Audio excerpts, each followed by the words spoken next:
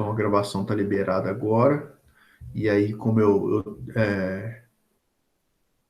estava explicando para vocês, assim, a gente pode ter uma conversa bem leve, mas eu vou precisar desses 15 minutos que vocês leiam esse texto e respondam a questão número 3 da página 6. E aí a gente segue na nossa explicação, tá bom? Eu acredito que todos vocês já estejam, né, com a apostila nova já no capítulo 5. Se por algum motivo você não está com essa apostila, corra atrás o quanto antes para que você não fique prejudicado aí na sequência da etapa, tá? Pronto. Então, oi, Você repete o que que é para fazer? Qual que é? repito, talvez não tenha ficado claro. Você vai fazer a questão número 3 da página número 6. Localizou aí? Sim, sim, sim. Então, o Obrigada. exercício número 3 da página 6. Quais são as três dimensões que dividem a noção de cidadania na concepção do macho? Né? Você vai encontrar a resposta aí nessa página 6 aqui, tá bom? E no texto acima. As três divisões, e aí a gente segue com a explicação depois desse tempinho, tá bom? Deixa eu dar uma olhadinha aqui no chat. Pronto, obrigada. Nada. Então, aqui, ó. A Laura falando, né, que pessoal, eu gosto também, viu, de acordar um pouquinho mais tarde, final de semana. E eu não tô tendo muito esse privilégio agora com a minha neném, que minha neném é domingo, segunda, terça. Para ela não tem dia. Todo dia, 6 horas da manhã, ela já tá em pé no berço, chamando para brincar. Ela é muito fofa, sempre fico vendo os posts dela. É muito fofinho, tá muito espertinho. Já sabe os nomes das cores todas. Ela tava fazendo um vídeo mostrando os dias de cera dela, muito fofo. É muito bonitinha, ela só falando o nome das cores. Muito espertinho, graças a Deus. Levanta cedo ela. E o pior de tudo é que agora tá começando a dormir tarde também, você acredita? Ontem ela foi dormir às mais de 11 horas da noite. Não, E aí eu falei, opa, então pelo menos amanhã ela acorda um pouquinho mais tarde, tá? ela E acordou nada, cedo. e nada. O reloginho dela, 6 horas da manhã, o reloginho interno dela já.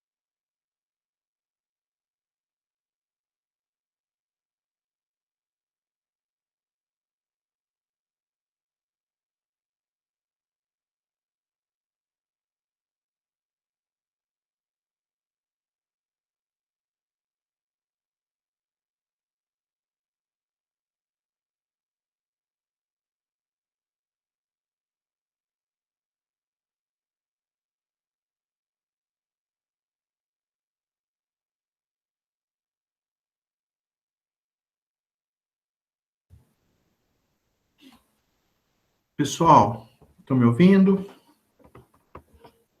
Sim, Gente, eu acho que já deu, né? O tempo, a questão é bem tranquila, tá bem descrita aí.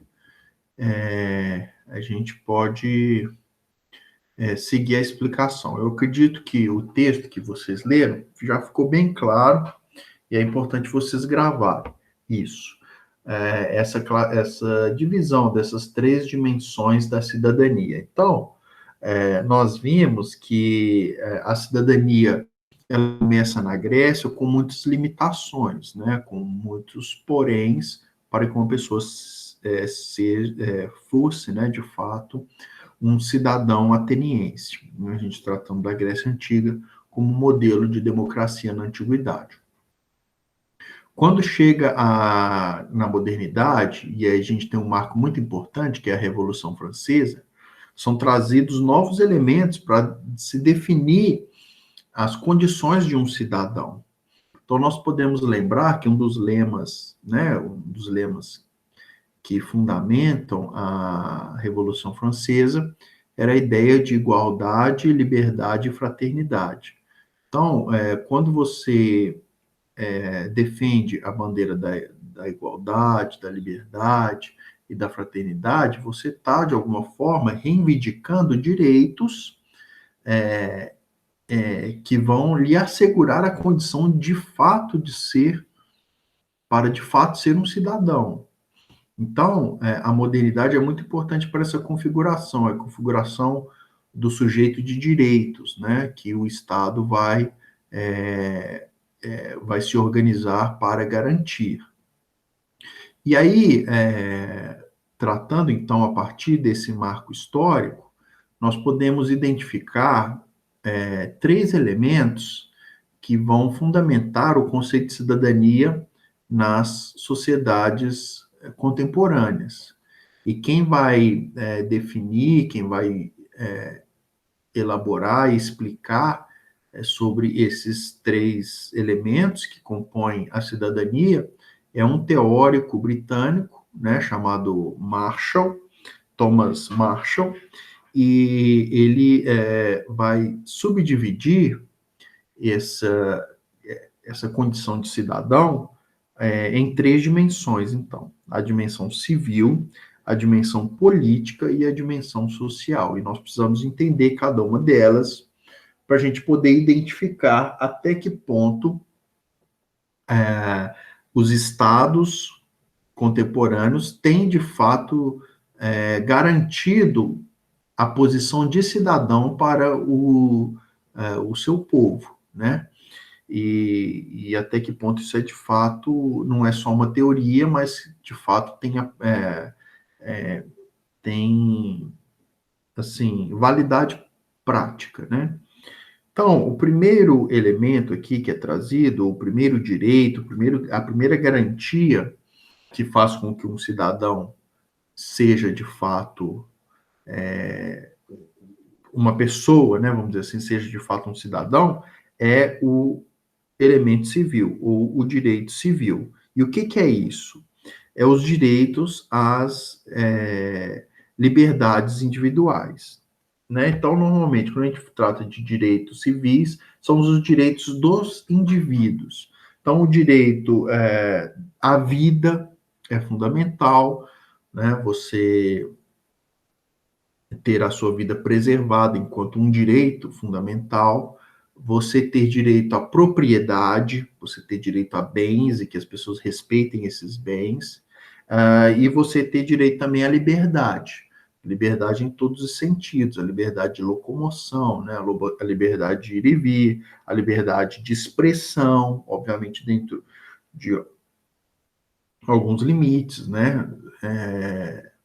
Que você pode ter liberdade de expressão desde que você não expresse não fale nada que tenha um teor criminoso, obviamente, né? Uma injúria, uma calúnia, uma difamação, uma apologia a crime ou coisas desse tipo, né? Obviamente, mas em linhas gerais, você tem liberdade de expressão, de, né, emitir a sua opinião, sem ser perseguido, e, né, que seria o oposto de uma ditadura, que vai delimitar de uma forma ideológica os seus pensamentos, né?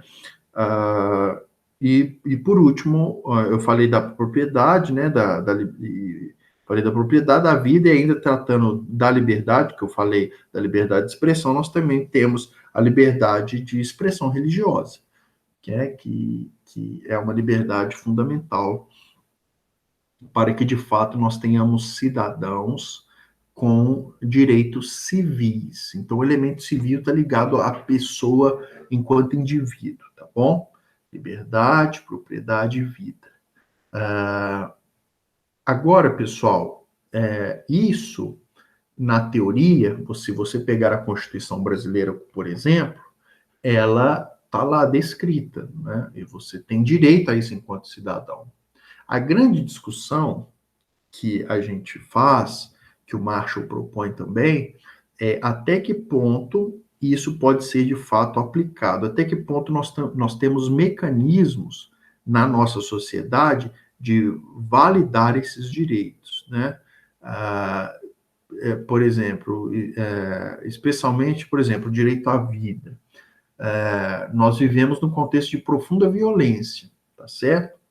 Então você pega, vamos dar um exemplo bem simbólico, você pega um morador numa favela do Rio de Janeiro, em que há uma violência absurda, né? É direto, você vai no noticiário e observa notícias de bala perdida, de gente que morreu em virtude da violência no Rio de Janeiro, ou de assaltos, ou coisas afins, né? E aí você se questiona até que ponto o Estado consegue fornecer mecanismos que garantam o direito à vida, né? Nós sabemos que o Estado ele provém isso. Ele tem a polícia militar que vai agir na prevenção, né? Ou em casos mais extremos, né? Até no exercício da força para garantir o direito à vida dos cidadãos. Também o direito à propriedade, você tem a polícia, né, para evitar assaltos e coisas afins.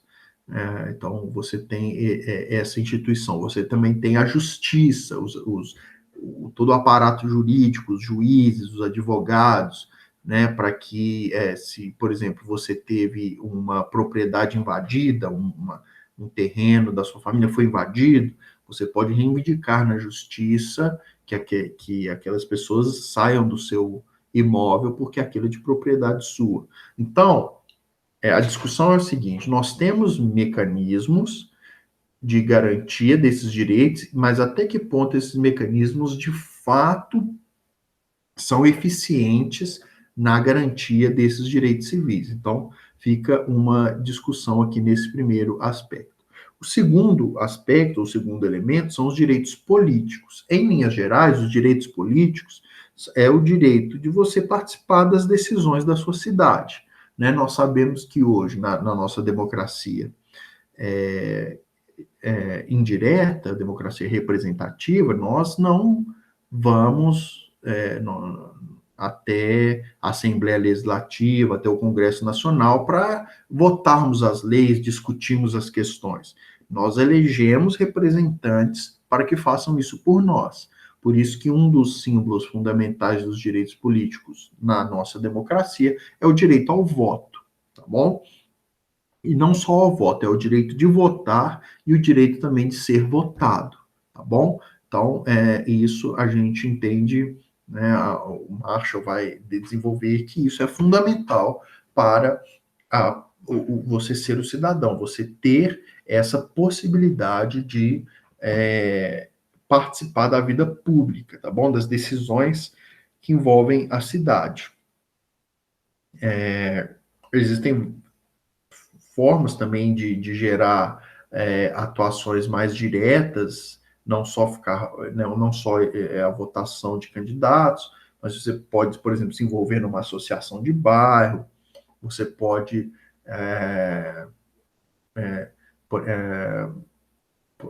por exemplo, sei lá, participar de alguma causa, de alguma atividade que tenha fins públicos, que tenha fins coletivos, que tenha fins sociais, tá bom? E, por último, tratando então de questões sociais, nós entramos nos direitos sociais, que fecham, então, essa terceira dimensão, que é, em linhas gerais, assim, quando a gente fala de direitos sociais, a melhor forma que eu encontro de explicar é lembrar dos discursos dos políticos na época de eleições. Então, normalmente, o que os políticos vão apresentar para a gente? Vão apresentar para a gente em campanha os direitos sociais, que é, por exemplo, o direito à saúde, o direito à escola de qualidade, né, a, a segurança, então, o transporte, então, são direitos sociais, né? São direitos, a aposentadoria, né? Então, todas essas questões estão ligadas a direitos sociais. E aqui entra uma questão muito forte dentro daquilo que nós ainda estamos tratando, né? Pegando aqui tanto os direitos políticos como os direitos sociais. Até que ponto, de fato, os representantes que nós escolhemos, de fato, estão nos representando os interesses do povo, até que ponto a nossa democracia tem de fato valorizado a vontade dos cidadãos, né? E não tem transformado o exercício do direito político em mera politicagem. Então, é um outro elemento de discussão. Caminhando para os direitos sociais, até que ponto o direito ao transporte público de qualidade, o direito ao lazer, que é um direito social, né? Por que que as prefeituras criam praças, criam ações de recreação coletiva? Por quê? Porque o lazer é um direito social. As pessoas, elas precisam de lazer para viver bem. Então, o Estado, enquanto um Estado que fornece condições para que haja o direito social, ele precisa de investir nisso, né? É muito questionado, não sei se você já viu, às vezes o Estado gasta, tem uma saúde precária, hospitais precários, e às vezes gasta uma grana aí trazendo artista para a época de carnaval, no blocos de carnaval, aí o Estado vai e banca um artista com orçamento caríssimo para fazer shows públicos, né? E aí algumas pessoas vão dizer assim, olha, não, mas o Estado ele deve financiar o lazer também, enquanto a cultura, enquanto os direitos sociais. E aí você entra toda na discussão, né? Não, mas até que ponto vale a pena gastar em lazer, um lazer caro, como, por exemplo, a contratação de um show de um grupo famoso, e não alocar esse dinheiro para a saúde, que é algo que é mais fundamental, né, e que está muito precário nas condições do nosso país. Então, tudo isso é uma discussão política, tá vendo? Em linhas gerais, o Estado não está errado de promover cultura. O que a gente pode discutir é a forma como isso está sendo promovido, né? Até que ponto os gastos estão sendo mal aplicados nessa garantia de direitos sociais, tá? Então, o transporte, o lazer, a saúde, são todos o próprio direito, os direitos de direitos trabalhistas mesmo, né, que vão conferir garantias para o trabalhador, também são direitos sociais muito importantes. Então, assim, o objetivo dessa aula era a gente, né, dar uma pincelada nessas questões, a gente está tratando tanto do elemento da cidadania como a democracia, enquanto estudiosos aí da área da sociologia, nós temos que aprender a analisar o conteúdo e termos um olhar crítico sobre essas questões. Então, o objetivo aqui é que vocês lessem, né, o texto e que vocês identificassem esses três elementos, esses três direitos que compõem a figura do cidadão, né? E a partir da compreensão desses três elementos, a gente poder questionar isso também, né? A validade, a viabilidade dessas coisas. Tá bom, pessoal? Então, o objetivo da aula era esse aí. Se alguém tiver alguma dúvida, alguma pergunta, pode se manifestar ou pelo áudio ou pelo chat aqui, escrevendo. Se você não tiver nada, se tiver tudo ok, você pode escrever um ok no chat e aí nós encerramos a nossa aula, tá bom? Então, o Augusto já deu ok, a Anisté também, a Júlia, a Gabriela. Então tá ótimo, pessoal. O Lucas, o João, a Isa, o Igor. Fechado então, pessoal. Bom final de semana para todo mundo. Bom descanso aí para vocês. Quem gosta de acordar mais tarde, acorde mais tarde. Aproveite bastante, bom descanso. Quem ainda não fez a prova, corra fazer a prova. E a gente se vê na semana que vem. Um abração para todo mundo. Tchau, prof. Com Deus. Tchau, com Deus também. Tchau.